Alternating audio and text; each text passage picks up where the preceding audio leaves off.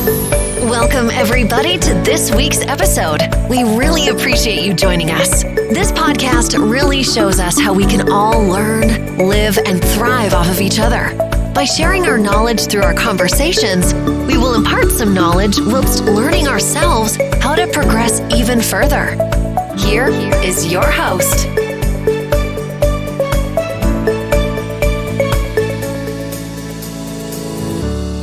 Hello and welcome to the Richness of Our Lives podcast. I am your host, Mary Scott, and today we have something different in that we have our very first male guest, what I'm absolutely thrilled about. So is he, incidentally. When I told him before, he's the number one guy. So he's the number one guy to listen to. Now, he is coming today to us from Germany.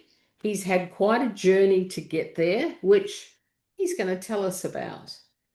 He is quite a remarkable gentleman. His name is Lonay Halloum, and he is a queer coach, and he is also a rapid transformational therapy practitioner. That's quite a mouthful, isn't it? I said that to him, but that gives you a little insight into the value that he's going to bring to you today. Lonay, welcome so much to our podcast. Thank you, Mary. I'm very happy to be here, and I'm very, very honored to be the first male guest on your show. That's fantastic. Now, your journey started in Syria, so would you like to take us there and just give us a kind of a brief travel across the globe, which then brought you back to Germany, just so I guess know a little bit more about you? Yeah, sure. So, I lived in Syria up until 2015. And yeah, so that was basically also during the wartime, so the first 4 years of the war. And yeah, then I went to Malaysia for a bit more than 2 years, and then to Germany, and back in 2017. And in between, I also lived for a short time in Hungary, and then came back to Germany. And currently, I'm in Germany. Yeah, so almost around 7 to 8 years. Goodness gracious. So tell us what took you out of Syria. Tell us about that. Yeah, sure. So, yeah, as like many people know, there was a very ugly war that happened there, and so that was one of the main reasons. I wasn't in direct danger, but there was back then many rumors and so on that I could be in danger at like kind of in a short time or after I turn 18 or something like that. So. Then before that happens, before I turn 18, my parents decided that I should leave the country.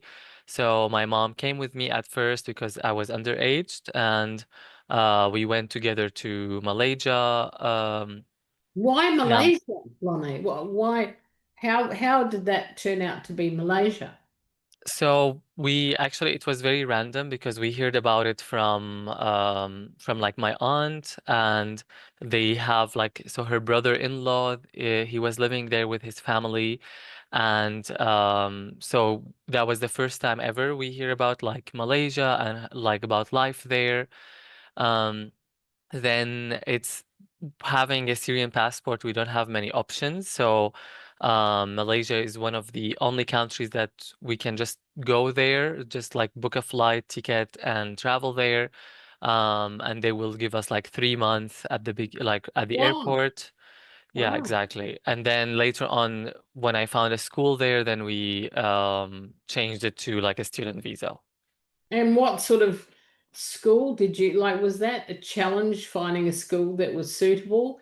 And what was that like? Was it an international school or what was it? Yeah, so first we were given actually like the wrong information. That like somebody told us like, oh, it's actually very cheap to study there. because I can go to one of the private schools there and they're not like expensive. Then when we were there, and I went first to public and private schools, and apparently the curriculum in Syria doesn't match the curriculum in Malaysia, so they said I cannot just continue where I left off. I have to go back like a few years. So I was in the 12th grade or about to start the 12th grade, and they wanted me to go back to the ninth grade. Oh, wow. Um, so my only option actually was an international school. It was a shock because international schools are very overpriced. But we managed to find actually the cheapest international school in Kuala Lumpur. And yeah, and then actually without my brother's help, I wouldn't have been able to like study there because he was already in Germany. He kind of took out a loan and then sent it to me so I can pay for the tuition fees and like stay there and study. Goodness gracious. And I also remember something that your father had to sell something to help you and your mum get to Malaysia. Let's just tell me about that as well while we're talking about this, because support is paramount when you're making such a huge jump in your life. And here you are at 17, your mum must have been, terribly worried. So how did you pay for your trip out there to Malaysia? Exactly. So actually the whole family contributed to this move, even though it was just me and my mom, but the whole family had to do something with it. And I'm very grateful for that. So my dad, he had to sell his own car. He was without a car for a while. Um, and so that's how we, for example, like bought. There's something I forgot to mention when we were talking that to first of all to buy the flight tickets and like have there were some things that we needed to pay for in order to get for me to get like the grant that or the permission to leave the country. And for that my parents had they actually sold their wedding rings. Oh my goodness. Yes, that was actually very symbolic to me, and that was very, yeah, I don't know why it slipped my mind when we talked, but actually it means a lot to me, and I could never forget that. So they sold their wedding rings, and then later on for us to have some money in Germany, I mean in Malaysia, my dad sold his car. And then actually in the first year, then my brother, as I said, like he paid for my tuition for most of it. And in the second year, we realized we're not like being able to survive like on our own because my brother was sending us money every month. Then my sister, she graduated from her university back in Syria, and then she decided to come and help us as well. So she was working with my mom and then to like support the three of us financially in Malaysia. So yeah, everybody contributed to to this Wow. move. So your father was in Syria, Yeah, your brother was in Germany, yes. and your mother and you were in Malaysia. Where was your sister at that time? Did she also come to Malaysia? So the first year she was in Syria finishing her university, but she was, yeah, like in between my city and another city because she studied somewhere else. And then in the second year while we were in Malaysia, she finished her university, like she graduated, and then she followed me and my mom to Malaysia. Okay, so that's good. Now that puts all the puzzle together in my head, and that's to help the listeners. They'll have to do a bit of geography searching, where is everything?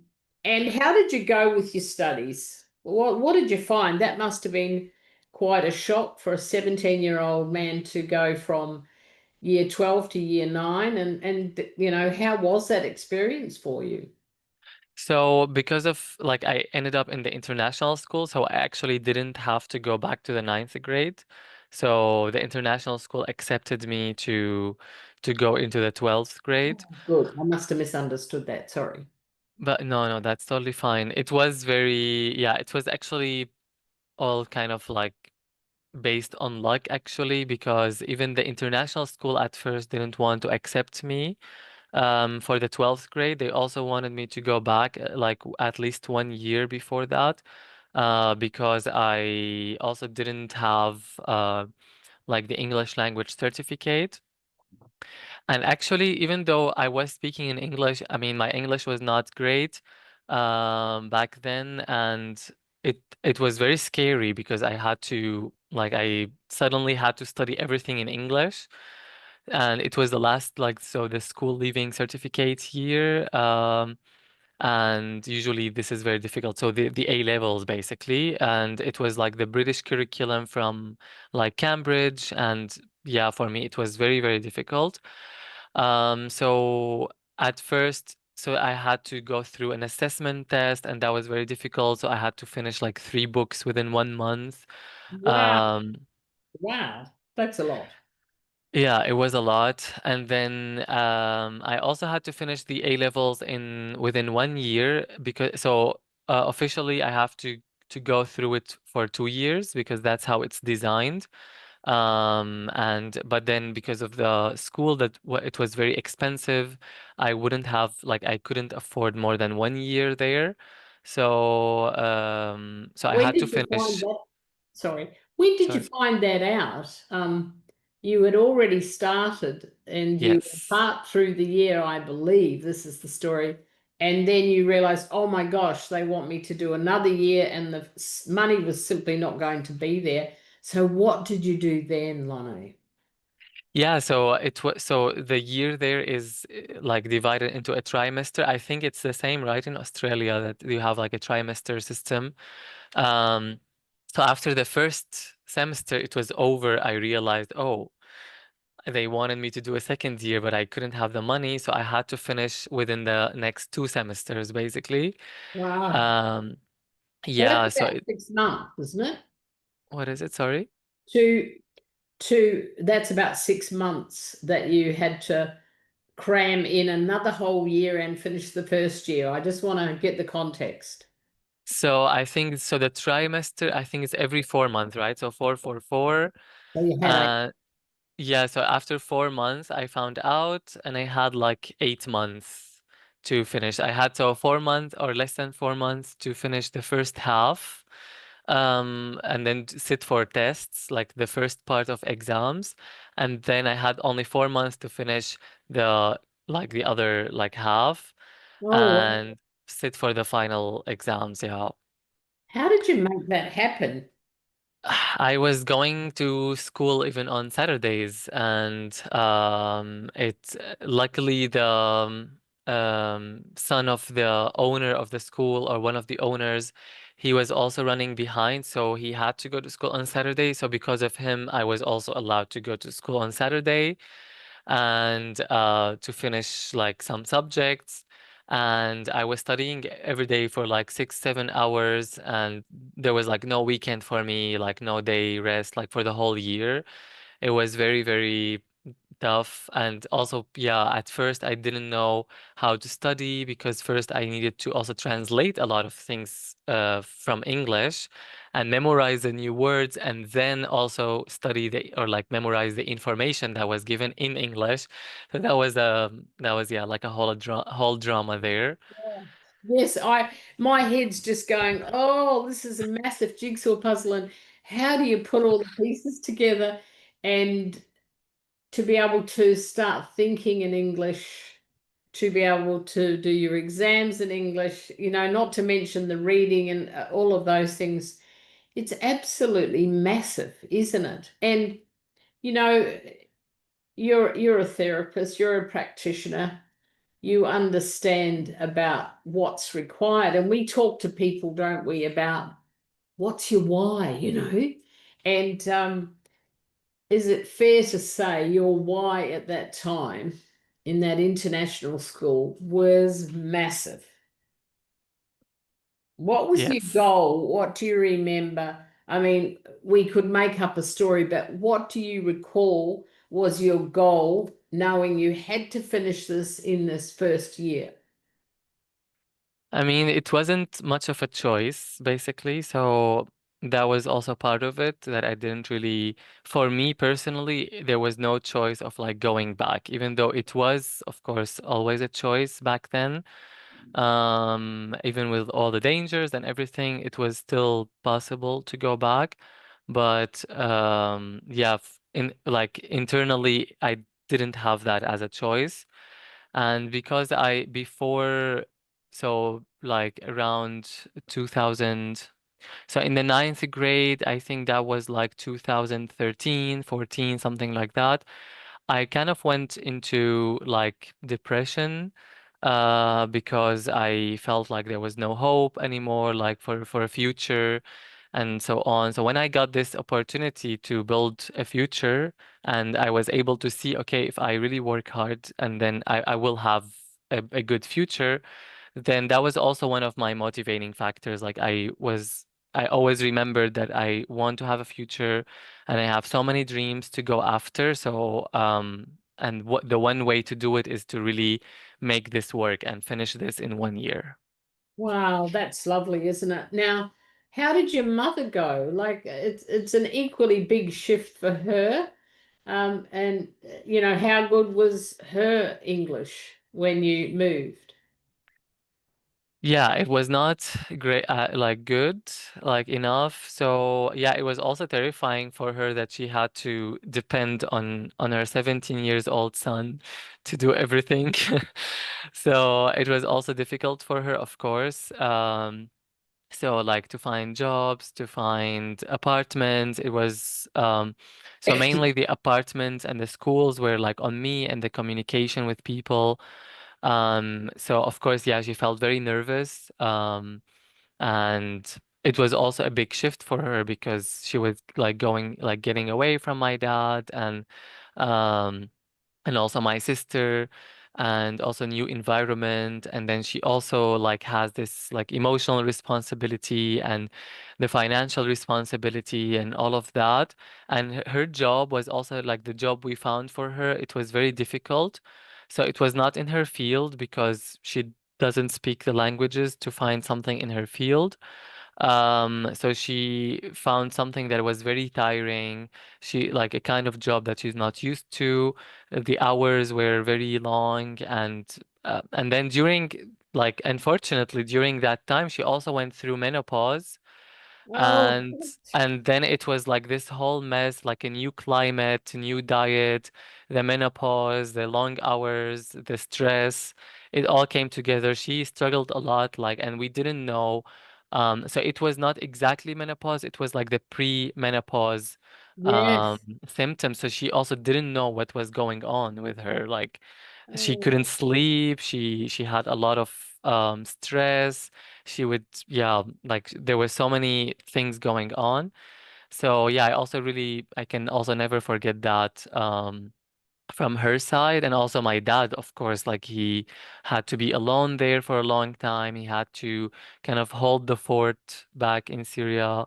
And yeah, like the loneliness, the like all of these things, and during those years, like the work got really intense and then he was there by himself.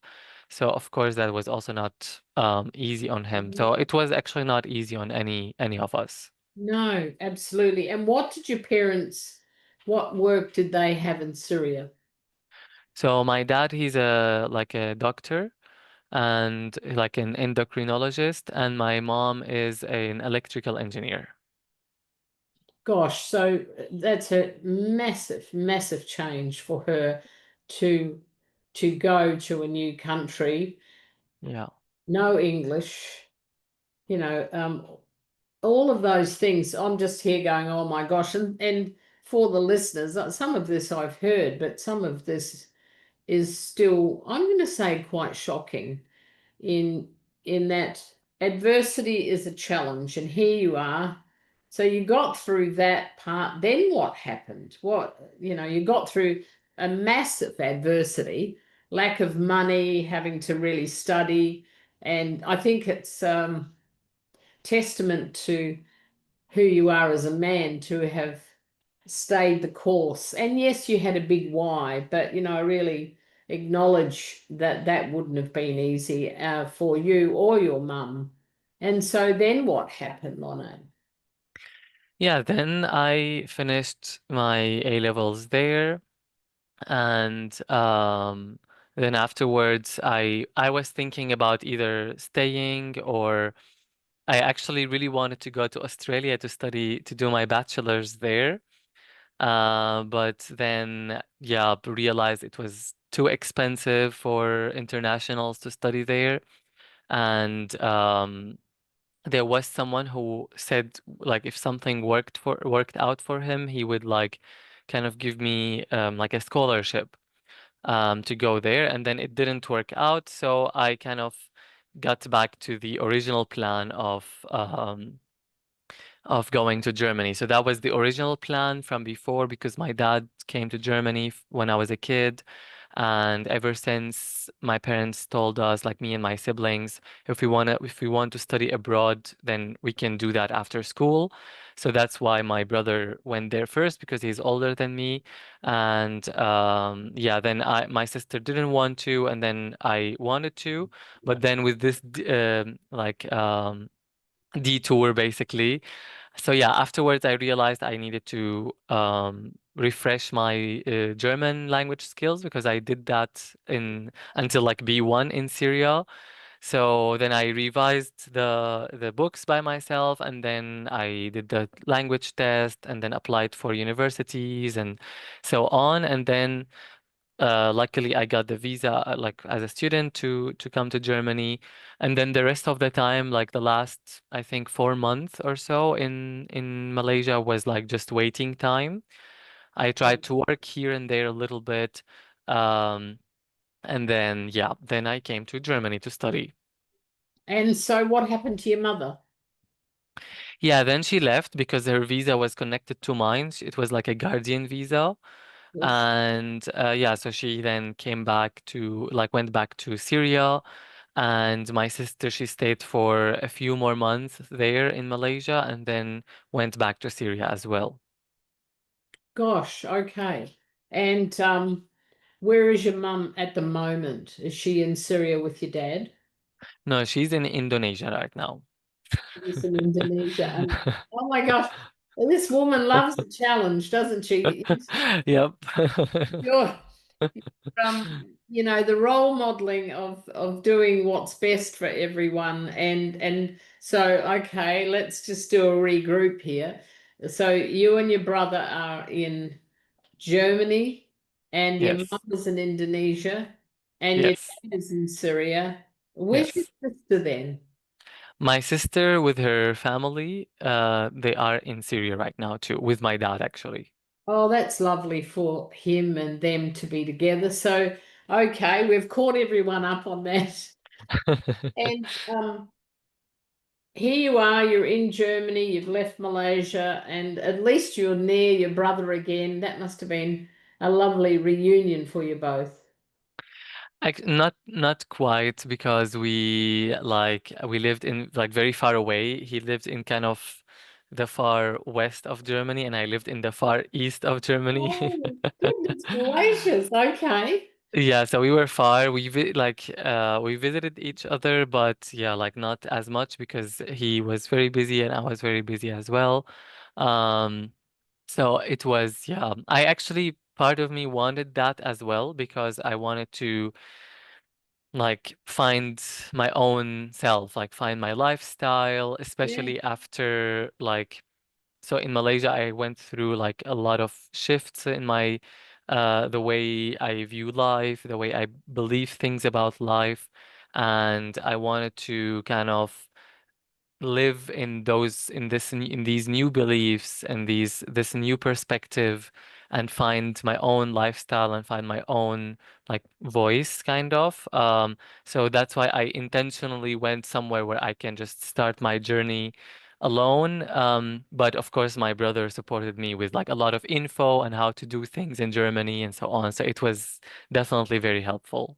That's great, isn't it? Once again, family support. You mentioned about you made some shifts in Malaysia around beliefs. Can you tell us more about that? Yeah, sure. So, um, yeah, like living in Syria is always like Syria is not very open to like more like other countries that much. Especially the war started when I was still a kid, so then there was like no tourism anymore, so you don't really meet people from other countries anymore. Um, and back then, like social media and so on were not like as strong as right now. So you also don't know a lot about like other cultures, other perspectives, other stuff like that. So when I was in Malaysia, then I saw like so many other perspectives on lives, especially Malaysia is a very multicultural country. Um, with different religions, different cultural backgrounds and belief systems. So when I saw that, I started questioning a lot of things that I believed in, like especially about life, and then realized that oh, there's more than one way to view life, and there's more than one way to um, like follow, so and to have a good life and so on. So yeah, then I started having these comparisons, and then that's when a lot of like shifts happened internally because there were things that I kind of didn't believe in, but at the same time I was following them just because of like a cultural background. Um, and not in a religious way. I mean, my parents are not the religious kind, but just things that maybe are affected by religion that are in the culture, so they're more cultural, but they are affected by religion. And then for me, I wanted like as a person who wants to believe just in life and so on, there were a lot of discrepancy between like what I believe in and what I actually do, or like how I react to things. Have And you got an that's example? Have you got an example to give us a little bit more of a look into the challenges of that? Yeah, sure. Let me think actually. I think, for example, mm, yeah, for example, like um having like for example, like this public display of affection, right? Like, so holding hands, kissing in public, and so on. Even though in Malaysia it's not also very pronounced or not very, it's not a very common thing, but you still manage to see it, especially from tourists and so on. Um, and for me, that was like I've never seen that before. Like, and we like people in Syria don't do that, not even married people. So yeah, so for example, that was for me something that, like, at first I realized I was like not liking it or disliking it, or not disliking it, but my interaction or my reaction to if I see something like that, it was like a bit like not annoyed, but it was a shock or something unpleasant. But then also internally, I also didn't want to feel this way because I believe that okay, people can be free, they can do whatever they want. I actually even used to like that when I see it like in movies, and I feel like oh, people are so free and so open to expressing their emotions in public. And I like that, but at the same time, my reaction was not really the same as what I want to like how I want to react. So it was like two different things, but Yeah, because of my cultural background. that's right. And very confronting, I would think, because your culture is your culture. And not only were you in a different country where there was displays that were very foreign, physiology, I'm not even saying that right, but physical connection and what's okay and what is not okay. There was a little bit of a bending of the rules, so to speak, about things. But also, I'm just thinking now, coming from Syria with limited social media, I imagine at times there's been restrictions. excuse me, to go then to Malaysia, it would be, I'm guessing, a bit like all these windows started being open for you to look through. How does that sound? Is that a good way to describe it? Yeah, that's actually that is a good way to describe it. Yeah, and in a way it was very nice to know like, oh, there are so many opportunities, so many possibilities, but at the same time it was in certain moments it was very overwhelming as well. Yes. Because you don't know like what to follow, what to do. Um and yeah, so especially at that age, like I was still a teenager or Yes. end of teenage life. And yeah, so it was like, yeah, it was nice, but also overwhelming at the same time. Well, we talk about beliefs, and then there's values and what we value, and all your life being taught about what your family, what, not just your current family, but families before you and their beliefs. It Yeah. it's such a good topic, isn't it? Because in order, I imagine, to move on and to study and, to achieve your goals, you probably had to question all of that. And, be a bit like this, I think, looking at yourself right into your own eyes.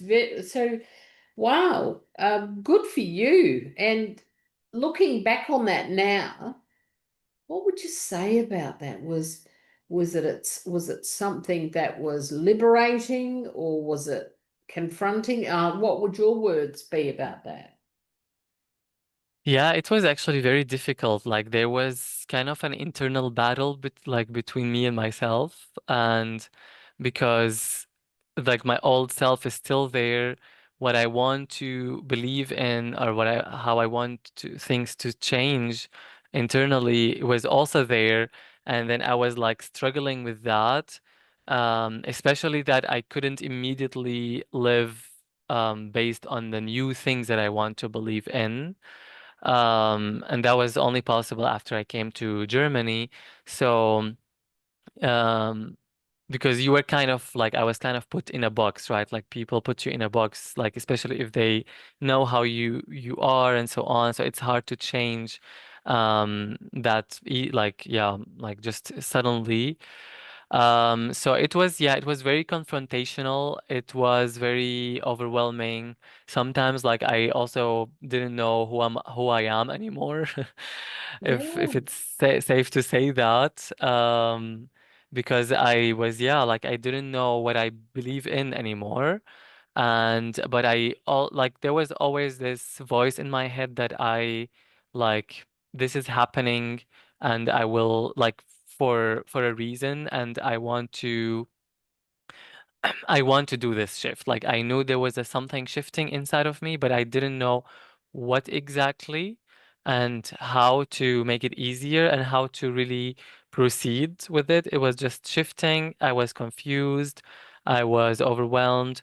But I knew like, okay, I'm like one day I will have clarity. Like that was something I always believed in, even though in certain moments, of course, it was difficult to really believe, okay, I will have clarity.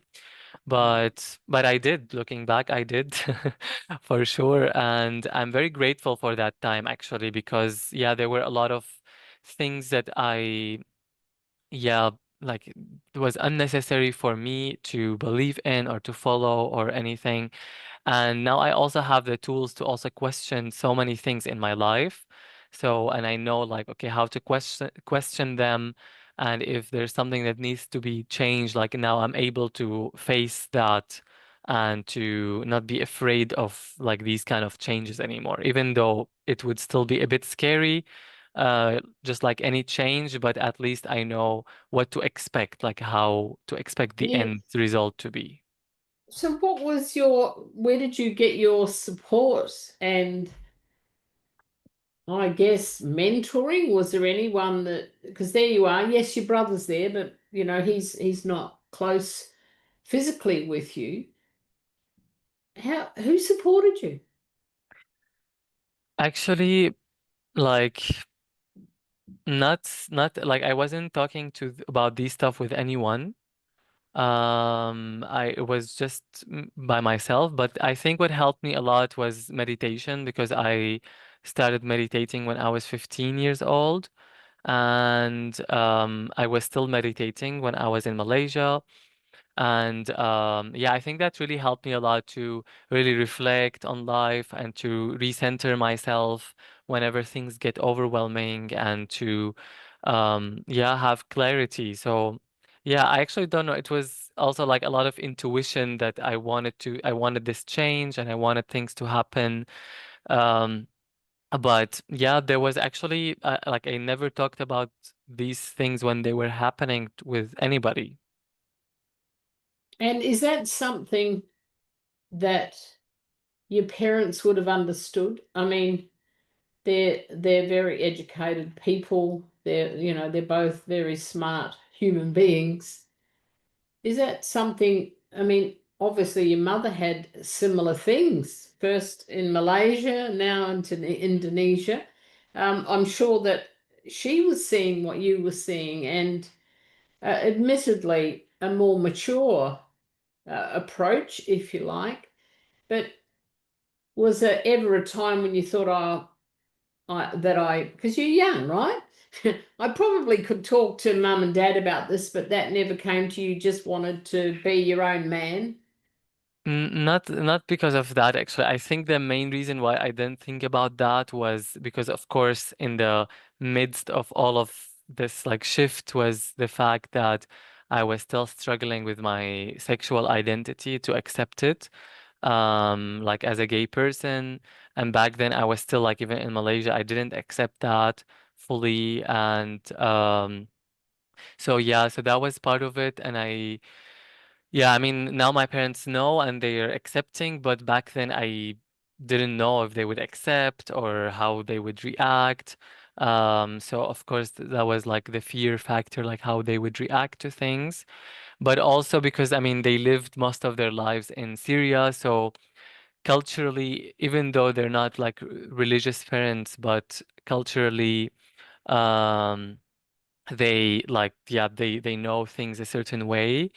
And for example, like I wouldn't have been able to see myself talking with my mom about like public display of affection or something. No, Uh, no, I can see. Yes, that's right. And yeah. gosh, so that's a massive challenge. You're having a culture in front of you and you're having all these other options. It would be sort of like moving things moving all the time. And uh, you said that they're accepting now. How Yeah. did you come to have the courage? How did that happen when you came out to them? Yeah, so I was already in Germany and then I was visiting them, and that time I felt like I was lying to them. So for some reason, even though they were like we never talked about these topics of like dating or love or something like that. So it wasn't like that I was pretending something that I'm not, but somehow because I'm very close to them, especially to my mom, so I felt like at some point that I was lying to her, and whenever she said like I love you, I felt like she was also lying to me because I was like in my head thinking, oh, maybe if I say just one sentence, you wouldn't mean that anymore, like you wouldn't love me anymore, and so on. So that was just in my head. And yeah, I think like maybe going through the whole Malaysia experience and then later on Germany and accepting my identity and so on, I think it gave me the courage to be like, okay, you know what, I'm going to risk it all just to be true to myself. And yeah, I think that was my main motivation is like I really wanted to be true to myself. And I think it was just part of my journey, and I didn't see any other way to continue my journey without telling them, no matter what the consequences are.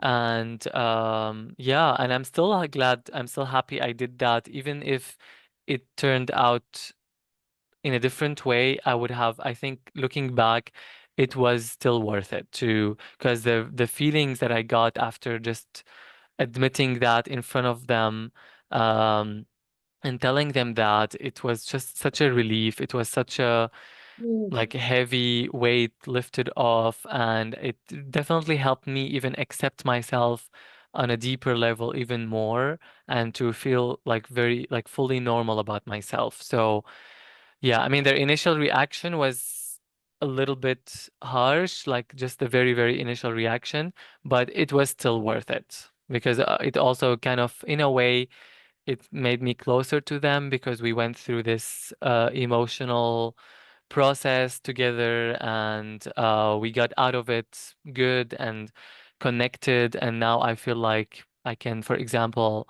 talk to my mom about dating or stuff like that. So before, in the past, I would have never imagined even doing something like that.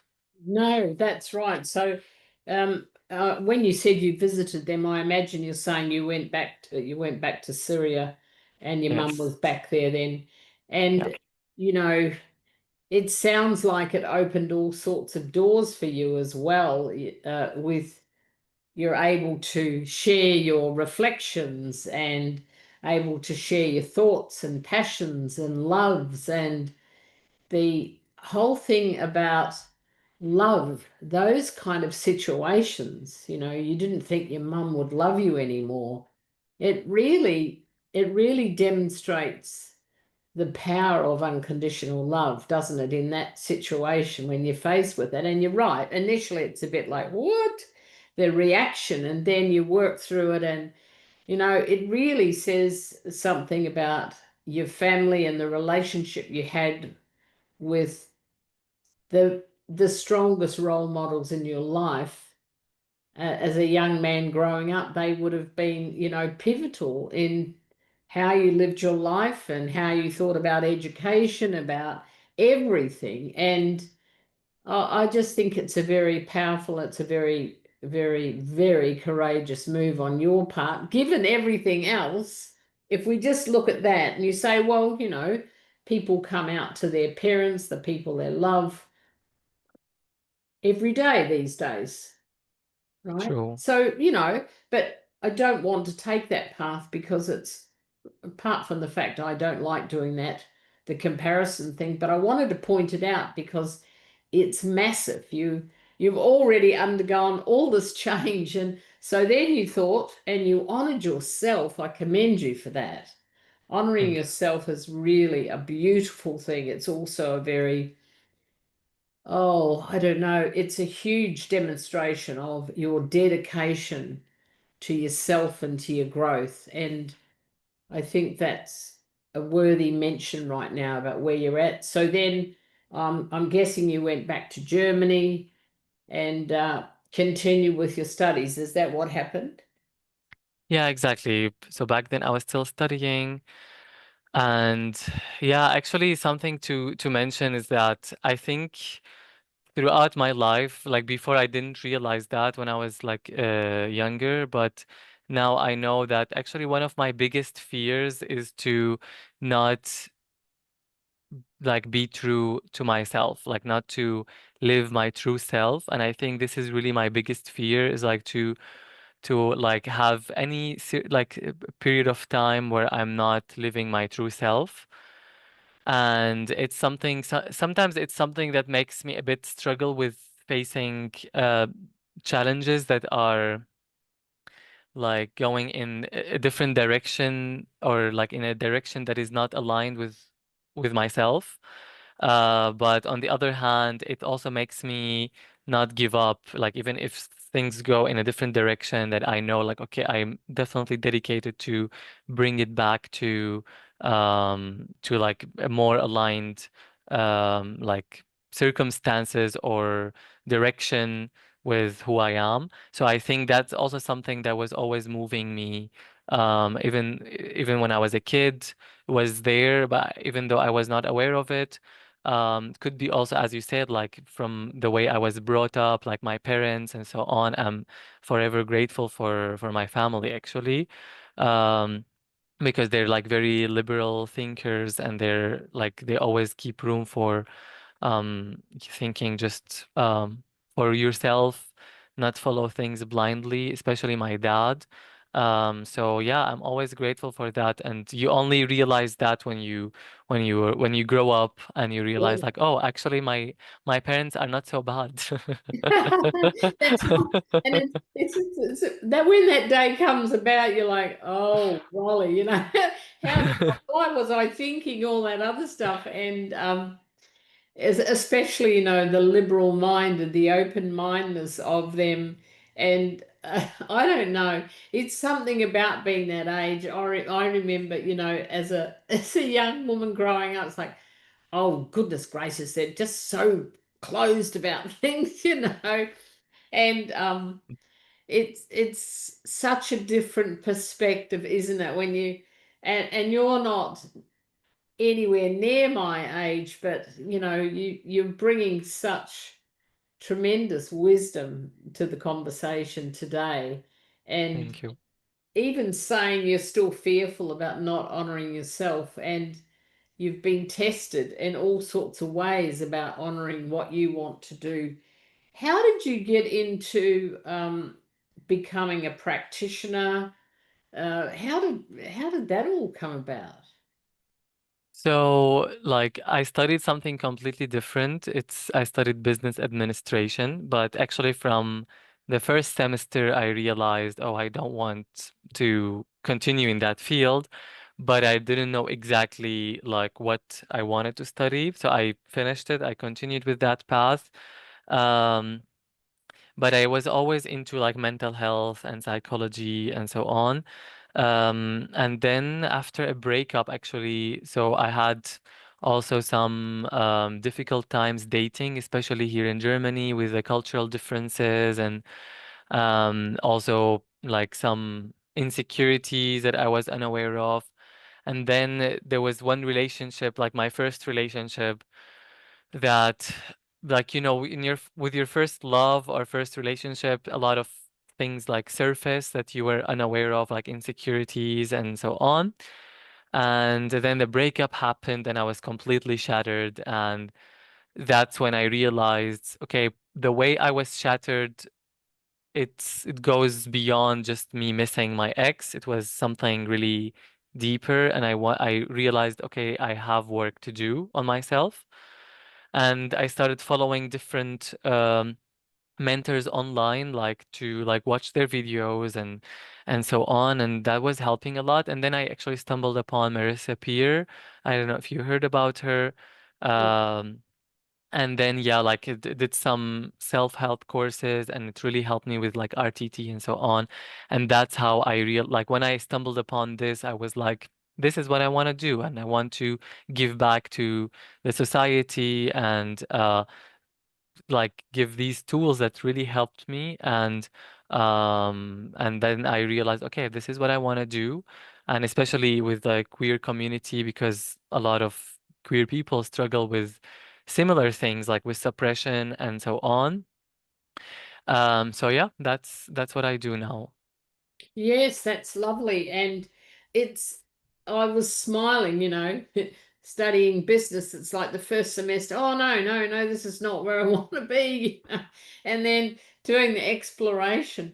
But you mentioned, I heard you say that you were always interested in psychology and all of that. Where does that come from? I mean, you're meditating, you started meditation quite young. What do you recall about that? How did you even get into this way of thinking about personal growth, meditation, psychology? Have you got any insights that you could share about what put you on that path? Because that was a long time ago. Yeah, actually, I always question that, like, how did it all start? Um, I don't know if it was like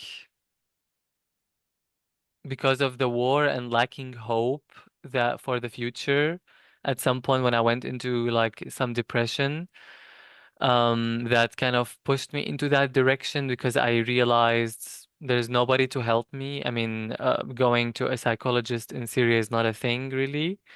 Um, so I realized, okay, I'm on my own. and I need help. And then I started like looking online, different ways, and I think that's how I got into it. And actually, also like I don't remember who exactly, but somebody recommended that I read Paulo Coelho, The Alchemist. Great book, lovely book. If you haven't read it, do read it. Yes, it's Yes, and I read it also like at a young age, and that really also helped me a lot. I think it really helped me to start thinking differently about life and so on.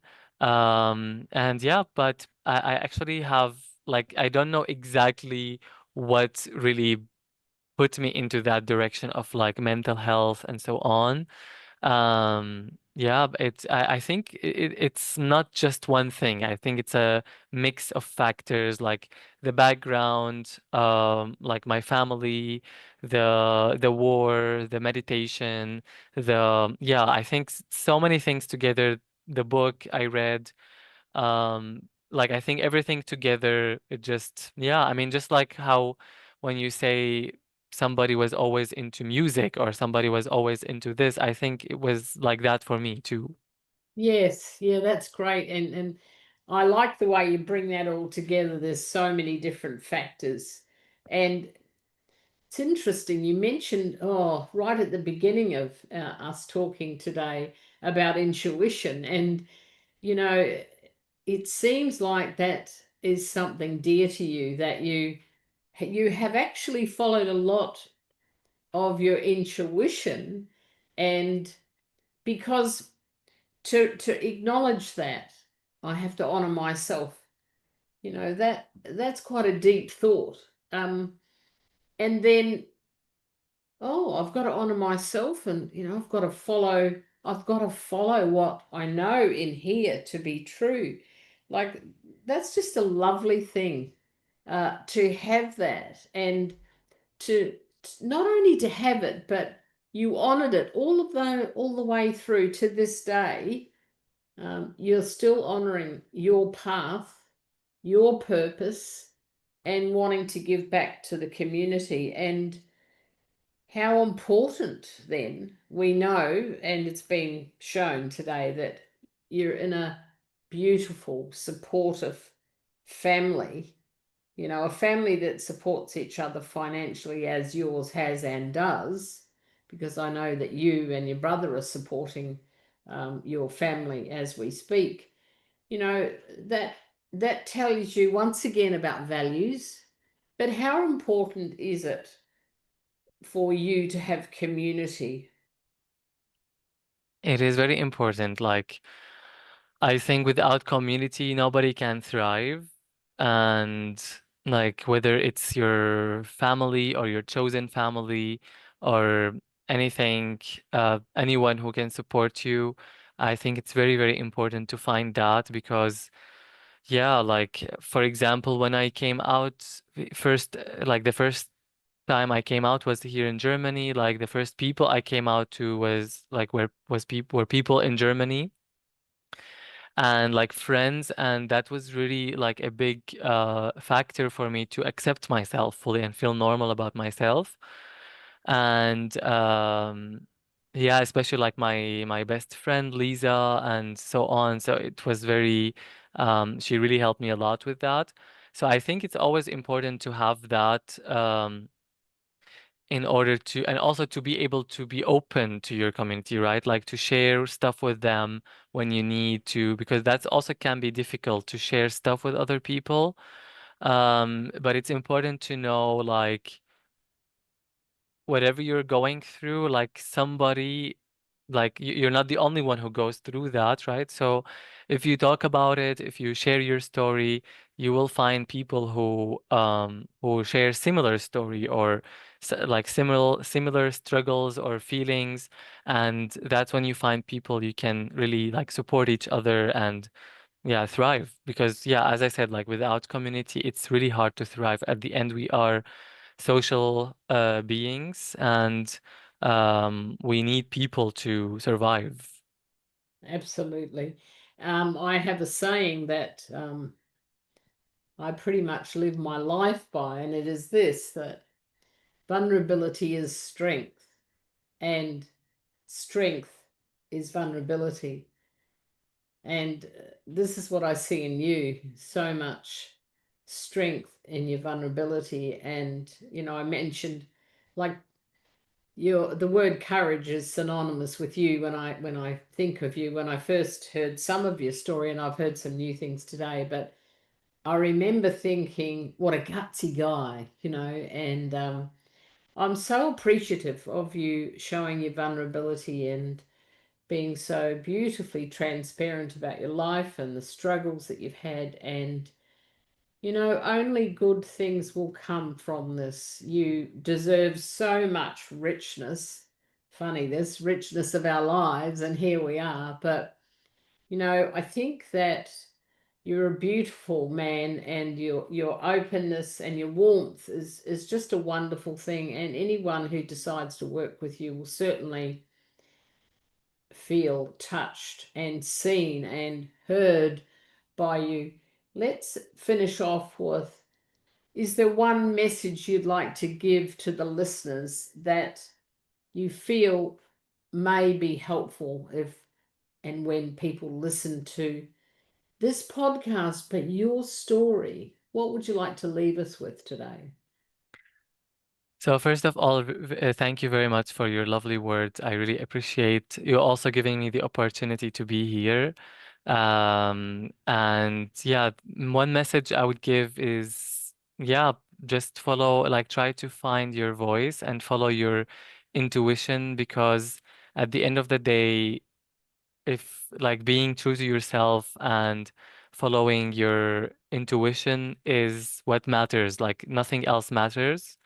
And whatever you're doing, no matter how uh, beautiful or rich or you are, or the things that you have, or whatever you're doing, or your social status, if you're not being true to yourself, it won't make you happy. So just follow your heart and your intuition, and or know how to follow your intuition, because it also needs practice to identify your intuition from your just overthinking or just your conscious thoughts. And if you haven't started your growth journey yet, or like your personal development journey, just start it, because it can feel overwhelming at first, like, oh, this whole big thing, but it's always baby steps. Even if it's just you start with listening to this podcast, one episode every month, that's already a big start, and you should be proud of yourself to start this journey.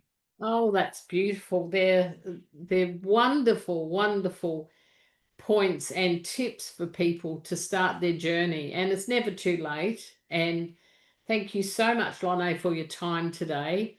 Really appreciate, and I'm certainly richer, and I'm Me too. certainly feeling the benefits of our very inspirational conversation.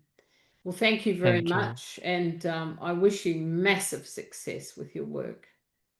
Thank you very much too, Mary. I really appreciate everything that you're doing to your audience, to the people.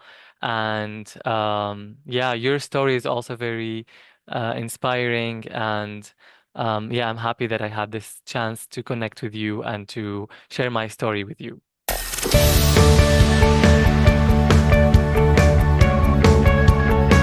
This week's episode has come to an end.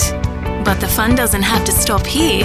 If you have any questions, suggestions, or feedback, head over right now to Twitter and Facebook and like, share, and get involved.